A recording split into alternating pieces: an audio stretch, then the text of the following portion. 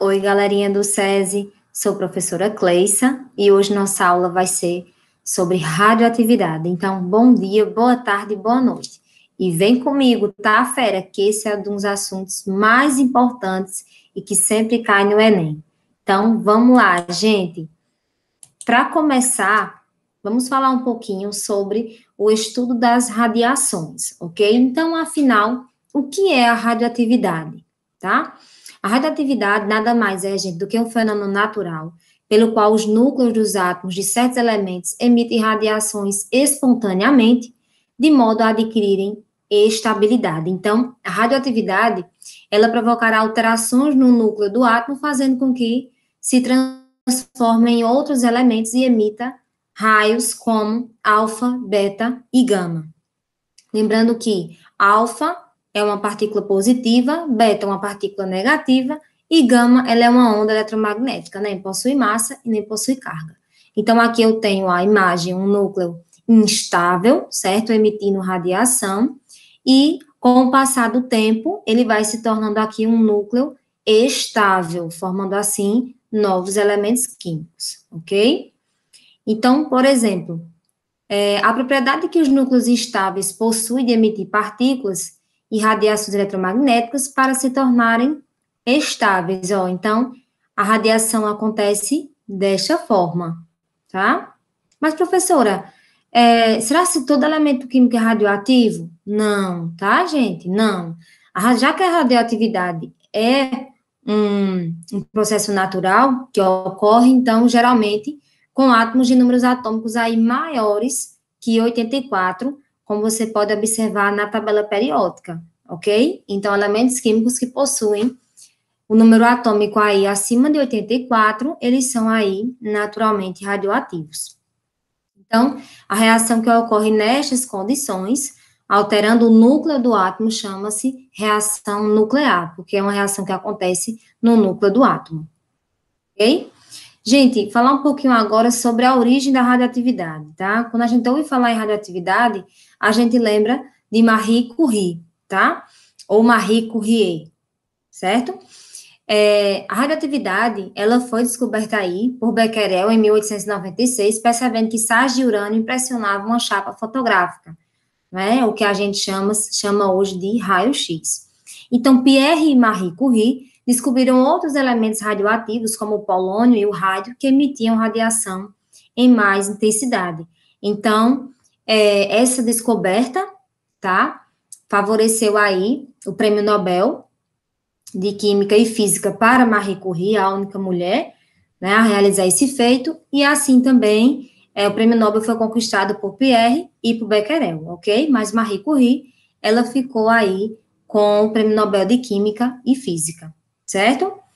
Então, em 1898, Rutherford determinou a natureza das emissões e um importante experimento, que foi o experimento onde ele bombardeou aí uma fina camada de ouro, e aí pode ver o comportamento das partículas alfa, tá? Quando encontravam o núcleo do átomo, e aí ele conclui que o átomo, ele possui espaços vazios, concentrando a sua maior massa no centro, ok? E aí, gente, falando sobre agora os acontecimentos, né, nós temos aí que envolveram a radiação, a radioatividade, nós temos aí a bomba atômica de Hiroshima, que aconteceu no Japão, em 6 de agosto de 1945, e em Nagasaki, 9 de agosto de 1945. Então, aí são, né, 80 anos dessa bomba atômica, né, que foi lançada sobre essas duas cidades, havendo aí a presença de um cogumelo gigante, né, o poder de destruição foi em massa, né, e aí essa bomba atômica, ela continha radiação, certo? Outro acontecimento também, gente, foi o acidente radiológico ou radioativo de Goiânia, que foi com o Césio 137, tá? A contaminação teve início aí em 13 de setembro de 1987, quando um aparelho utilizado em radioterapias foi encontrado dentro de uma clínica abandonada no centro de Goiânia, em Goiás. O instrumento foi encontrado por catadores de um ferro velho do local que entenderam tratar-se aí de sucata. Então, foi desmontado e repassado para terceiro, gerando um rastro de contaminação por onde, né, foi levado esse equipamento. Então, o qual afetou seriamente a saúde de centenas de pessoas. O acidente com o Césio 137 foi o maior acidente radioativo do Brasil e o maior do mundo ocorrido fora das usinas nucleares, ok? Outro acontecimento, gente, que marcou aí 10 anos, agora, mês passado, foi o de Fukushima, né? Então, 10 anos de Fukushima, o dia em que o Japão foi atingido por terremoto, tsunami e acidente nuclear. Então, fica essa dica, gente, para o Enem, tá? Porque esse ano foi aí onde completou 10 anos do acidente lá que afetou as usinas nucleares lá de Fukushima. Então, o Japão foi atingido aí por um terremoto seguido de um tsunami, ok? Aqui algumas imagens. E, recentemente, né, saiu várias reportagens em vários canais sobre este acontecido. Gente, falar um pouquinho dos efeitos da exposição à radiação, né? A exposição da radiação acarreta riscos à saúde, associada à exposição prolongada a um baixo nível, como câncer e mutação do DNA. Então, aqueles que se expõem a curto ou alto nível que causam queimaduras e náuseas, ok? Então, lembrando também, gente, de acidentes radioativos, radiológicos, tem-se também o de Chernobyl, né? O de Chernobyl e o do Césio 137, eles têm aí mais de 30 anos, certo? Então, existem também filmes, existem séries, né, que falam aí sobre esses acontecimentos, ok? Então, voltando aqui os efeitos da exposição à radiação, na tireoide, absorve aí do iodo 131, com meia-vida de 8 dias, alto risco de tumores, especialmente em crianças. Nas hemácias, ocorre aí uma baixa na contagem das plaquetas, sangramentos espontâneos. Nos pulmões, ocorre aí as inflamações e fibroses. No estômago, ocorre o sangramento. No intestino delgado, ocorre sangramento. Na medula óssea, ocorre aí a queda de até 50% dos glóbulos brancos em 48 horas e cresce o risco de infecções. Então, o poder de devastação é imenso, ok? Vamos falar mais especificamente agora dos tipos de radiações, de emissões radioativas, como, por exemplo, a alfa. Então, gente, a alfa são partículas constituídas por 2 prótons e 2 nêutrons, ou seja, são partículas constituídas por núcleos de hélio, que são jogadas em alta velocidade para fora do núcleo instável. Então, as partículas alfa, elas possuem a carga elétrica mais 2, devido aos prótons, e massa igual a 4, ok? Então, 2, alfa, 4. Em 1911, gente, Frederic Soddy enunciou a primeira lei da radioatividade. O que é que essa primeira lei dizia, né? Que quando um núcleo emite uma partícula alfa, seu número atômico diminui de 2 unidades e seu número de massa diminui de 4 unidades, certo? Então, aqui a gente pode ver um exemplo do urânio 235, não é? Setinha de emissão, após emitir aí uma partícula alfa, forma-se aí em outro elemento químico, e se você prestar atenção, como ele cita, né, quando o núcleo emite uma partícula alfa, seu número atômico diminui de 2 unidades, ok? Então, eu tenho aqui 92 menos 2, 90, e 90 mais 2, 92. E sua massa, tá? Diminui de 4 unidades. Então, 235 menos 4, 231, 231 mais 4, 235. Por que isso, gente? Porque a equação nuclear mantém um balanço de massas e de cargas elétricas nucleares, ok? Ainda sobre os tipos de emissões radioativas, nós temos aqui a beta. A emissão beta, ela é constituída por elétrons atirados em altíssima velocidade para um núcleo, para fora de um núcleo instável. Então, nós temos aqui menos 1 e 0. Então, como não existe elétron no núcleo, ele é formado a partir de um nêutron de acordo com o esquema, tá certo? Então, eu tenho um nêutron, ocorre aí essa desintegração, ok? Sobre a segunda lei da radioatividade, uma lei enunciada por Soddy, Fajans e Russell, certo? Onde diz que quando um núcleo emite uma partícula beta, seu número atômico aumenta de uma unidade e seu número de massa permanece inalterado, ok? Então, eu tenho aqui, por exemplo, o bismuto, massa 210, número atômico 83, ocorre a emissão de uma partícula beta, e aí eu tenho a formação do polônio, certo? Então, novamente, chama atenção para aqui, para a observação, que a equação nuclear mantém um balanço de massas e de cargas eletricamente, tá, nucleares. Sobre a emissão gama são ondas eletromagnéticas semelhantes à luz, então nem tem massa e não tem carga, ok? Então, primeira questão, gente, para a gente colocar em prática nossos conhecimentos. O núcleo atômico de alguns elementos é bastante instável e sofre processos radiativos para remover sua instabilidade. Sofre os três tipos de radiação, alfa, beta e gama. Então, podemos dizer que, primeira coluna para verdadeiro, segundo para falso. Ao emitir radiação alfa, um núcleo tem seu número de massa aumentado? Verdadeiro ou falso? Falso, tá, gente? Seu número de massa não é aumentado, e sim diminuído, ok? Ao emitir a radiação beta, um núcleo tem seu número de massa inalterado? Verdadeiro. O beta, menos 1 e 0, ok? 2. A radiação alfa é constituída por núcleos de átomos de hélio? Também é verdadeiro, certo? Alfa, eu tenho aí 2 e 4, tá? 2 número atômico, 4 de massa. Item 3. Primeira coluna para verdadeiro, segunda para falso.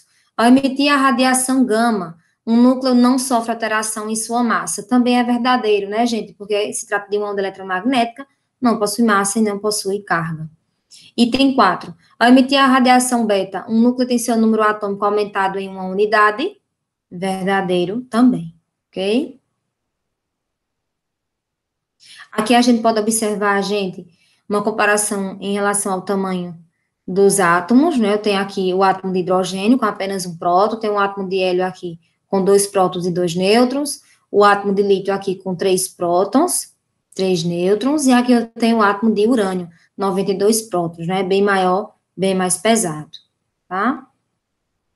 Então, mais uma questãozinha aqui, gente. Vamos lá, ó. Eu chamo a atenção para a gente montar a equação, certo? A equação nuclear, ok? Então, vamos lá. Ao se desintegrar, o átomo emite 3 partículas alfa e 4 partículas beta, tá? Então, o número atômico e o número de massa do átomo final são, respectivamente, então, aqui, ó, eu tenho a equação, tá vendo? Então, eu tenho um determinado elemento químico, ao emitir 3 partículas alfa mais 4 partículas beta, qual é o novo elemento químico formado? Consequentemente, esse novo elemento químico, eu tenho uma determinada massa e eu tenho aí um determinado número atômico, ok? Então, por exemplo, aqui, ó, vamos determinar o número atômico primeiro. Então, eu faço 86 igual a 3 vezes 2 mais 4 vezes menos 1 mais Z. E aí, eu resolvo a minha conta, ok? Vamos determinar agora o número de massa. Então, 222 igual a 3 vezes 4 mais 4 vezes 0 mais A. E aí, eu resolvo normalmente. E aí, eu tenho um elemento químico que possui 210 de massa e 84 de número atômico. Tá certo? Novo elemento químico formado através da emissão aí de 3 partículas alfa e 4 partículas beta. Certo? Questão 3, gente. Na família radioativa natural do tório, parte-se do tório e chega-se no chumbo.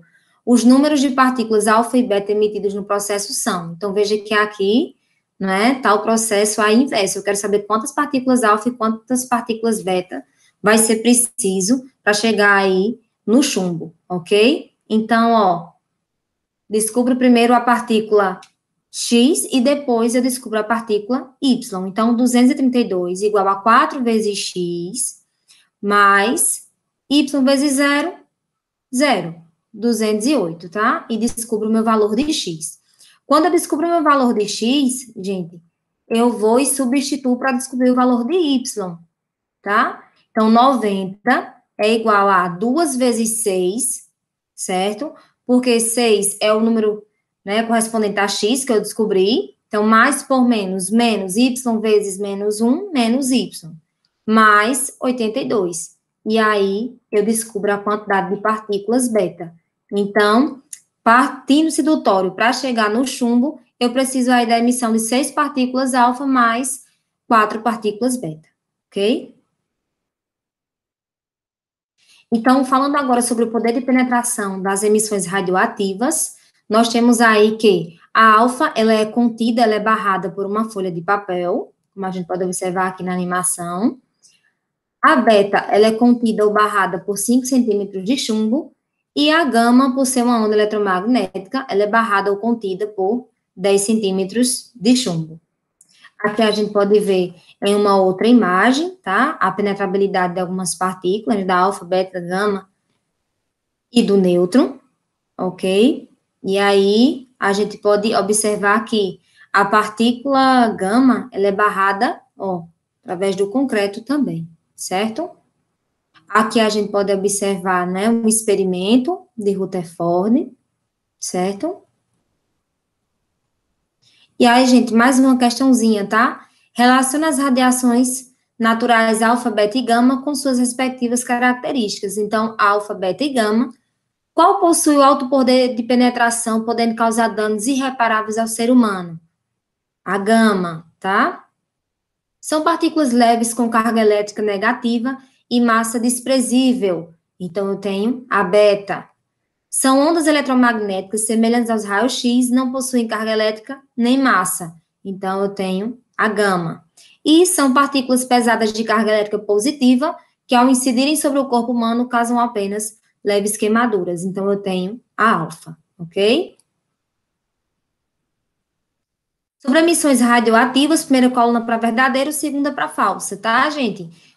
Raios alfa são núcleos de átomos de hélio formados por 4 prótons e 4 nêutrons, verdadeiro ou falso? Falso, né, gente? Eu tenho aí 2 prótons e 4 nêutrons, tá? O poder de penetração dos raios alfa aumenta com a elevação da pressão, verdadeiro ou falso? Falso.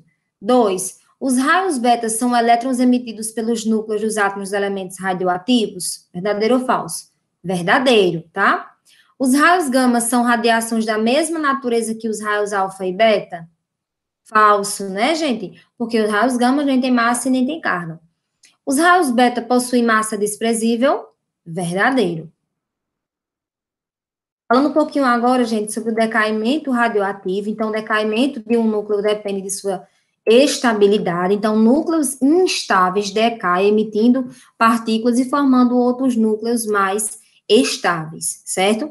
Então, quando a gente estuda decaimento radioativo, gente, nós estamos estudando período de meia-vida ou período de semidesintegração, identificado por T1/2 ou P. Então, nada mais é do que o tempo necessário para que um número de núcleos radioativos de um elemento em uma amostra seja reduzida à metade, certo? Então, período de semidesintegração ou período de meia-vida é o tempo necessário para que a quantidade de uma amostra radioativa seja diminuída ou reduzida aí à metade. Então, por exemplo, eu tenho minha massa inicial, essa massa inicial, depois de um certo tempo, é reduzida à metade, tá? Essa massa, depois de um certo tempo, é reduzida novamente à metade, então, passou um período de meia-vida. Então, eu tenho o M0, que é a massa inicial, depois eu tenho a massa inicial sobre 2, depois eu tenho a massa inicial agora sobre 4, tá? E assim segue. Okay? Então, veja que com o passar do período de meia-vida, há uma redução da massa, entre aspas, da força desse elemento químico radioativo na natureza, ok? Aqui a gente pode observar a massa inicial mais concentrada, né, radioativa, e aí com o passar do tempo, né, dos períodos, aqui eu vejo que a gente pode identificar que passou aí 3 períodos, então essa massa reduzida, tá, a sua metade, e aí a gente tem outros 2 gráficos que a gente também pode fazer esse comparativo, tá bom? Então, existe aqui um cálculozinho, tá? Que é a massa total igual a massa inicial dividido por 2 elevado a x, onde x é o número de meia-vida que se passou, ok? Aqui nesse quadro, gente, um quadro bastante importante, né, que é o tempo de meia-vida de alguns isótopos radioativos, lembrando, gente, isótopos, iso mesmo topos, prótons, tá? Então, são elementos radioativos, né, ou radioisótopos, que possuem aí o mesmo número de prótons e diferentes números de massa, tá certo? Então, são O tempo de meia-vida é bem impactante, né? Quando a gente olha aqui para o urânio ele tem um tempo de meia-vida de 4,5 bilhões de anos, certo? O césio-137, 30 anos, né? O carbono 14 aí, 5.730 anos, né? O carbono 14 é utilizado aí na técnica chamada datação, né? Que é uma técnica desenvolvida para determinar a idade de fósseis, ok? E aí nós temos, né, outros elementos químicos, como, por exemplo, o iodo, 8 dias, o polônio, 3 minutos, tá? Lembrando que são isótopos radioativos, ok? Então, gente, vê só. Uma substância radioativa tem meia-vida de 8 horas. Partindo de 100 gramas do material radioativo, que massa a substância radioativa terá após 32 horas? Então, veja que 100 gramas é a massa inicial. Como eu sempre falo para meus alunos, separa os dados da questão, tá certo? E depois aplica na formulazinha. Ó, o período de meia-vida são 8 horas, a massa inicial é 100 gramas, eu não tenho a massa total, e o tempo total é de 32 horas, tá? Então, essas questões, gente, de período de semidesintegração, tempo de meia-vida, pode ser feita de duas formas. Aplicando nesta formulazinha, que é a massa total igual a massa inicial sobre 2 elevado a x ou elevado a n, e aí você substitui aqui os valores, tá? E aí você determina a massa final, ou você faz da seguinte forma, é uma dica, uma forma até mais rápida, né, mais prática de você fazer, ok? Então, eu tenho a massa inicial, que é 100 gramas, passou um período de meia-vida, essa massa foi reduzida à metade, então metade de 100, 50. Passou mais um tempo de meia-vida de 8 horas, eu tenho a redução dessa massa de 50 para 25 gramas, mais um tempo de meia-vida, eu tenho uma redução dessa massa de 25 para 12,5 gramas, e mais um tempo de meia-vida de 12,5 gramas, chegando assim 6,25 gramas. Porque, gente, 4 vezes 8, eu tenho aí o meu tempo total, que é de 32 horas, ok? Então, é uma forma mais rápida, mais prática de fazer, tá certo?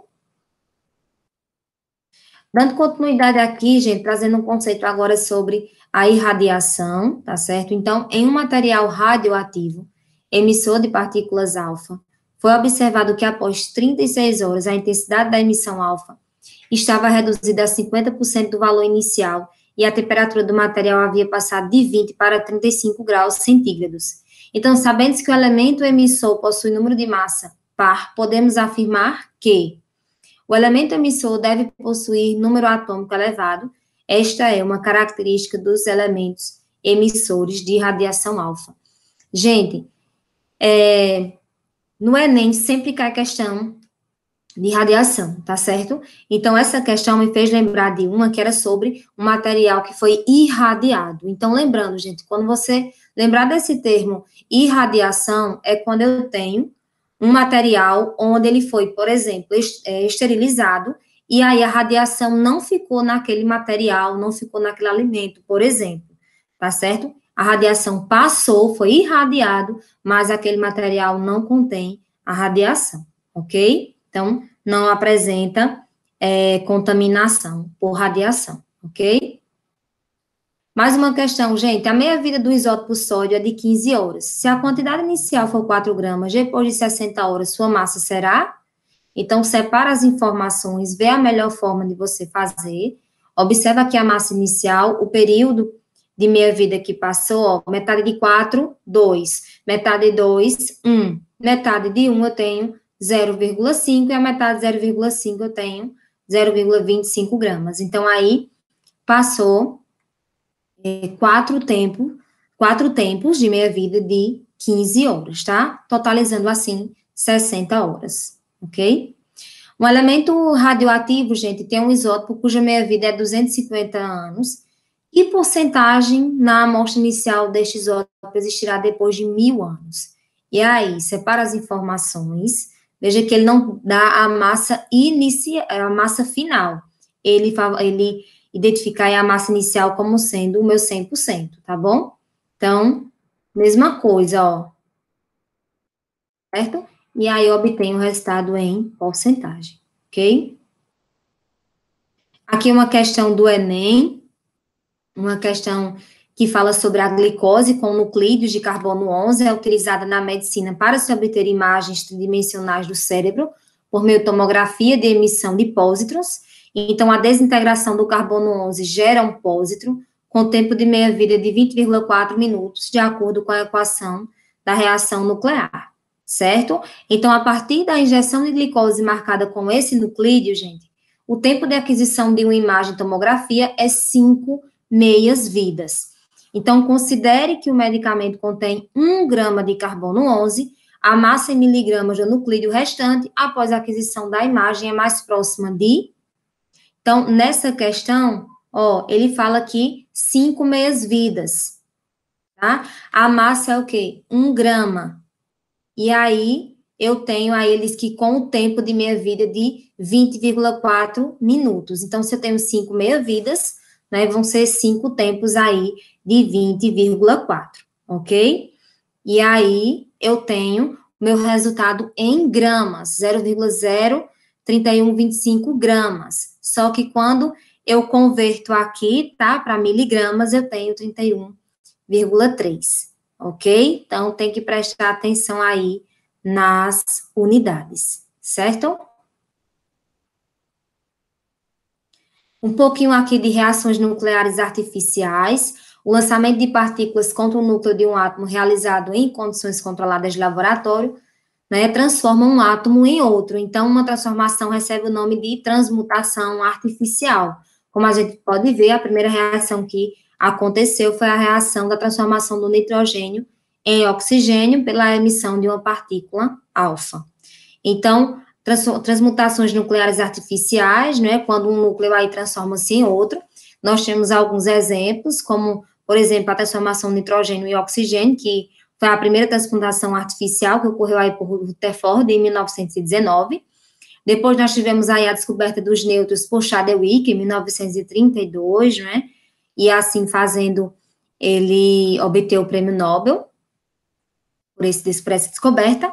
E o primeiro radioisótopo artificial obtido por Irene Frederick Joliot em 1933, o fósforo se desintegra emitindo um pósitron, como a gente pode observar na reação, ok? Falando um pouquinho sobre fissão, né, esse conceito de fissão e fusão nuclear, nós temos que a fissão, gente, nada mais é do que a divisão de um núcleo em núcleos menores, com a liberação de uma grande quantidade de energia. Então, por exemplo, a fissão nuclear, ela é muito importante e a reação que explica o princípio de funcionamento da bomba atômica, certo? Então, veja que eu tenho aqui o urânio, né? Eu tenho também a presença aqui, né, da desintegração e formação de novos elementos químicos radioativos, ok? Então, a reação que acontece na bomba atômica é a reação de fissão nuclear. Fissão é a divisão de um núcleo em núcleos menores com a liberação de uma grande quantidade de energia. Como a gente pode ver e observar aqui nesse efeito, ó. Eu tenho um núcleo radioativo, ocorre a fissão, e aí ocorre, né, a formação de vários outros núcleos, ok? Agora, sobre fusão nuclear, a fusão nada mais é do que a junção de núcleos atômicos produzindo um núcleo maior, com a liberação também de uma grande quantidade de energia. Então, este processo, por exemplo, gente, ocorre no Sol, onde núcleos de hidrogênio leve se fundem, formando núcleos de hélio, com liberação de grande quantidade de energia. Então, como a gente também pode obter aqui na reação, certo? Aqui tem o funcionamento de uma usina nuclear, né, com a presença do reator, da sua refrigeração, do condensador, e a usina nuclear faz essa transformação aí da energia nuclear em energia elétrica. Algumas partículas, certo? Mostrando novamente, gente, um núcleo aqui instável, certo? Presença de radiação, né? Formando-se aí em outro núcleo.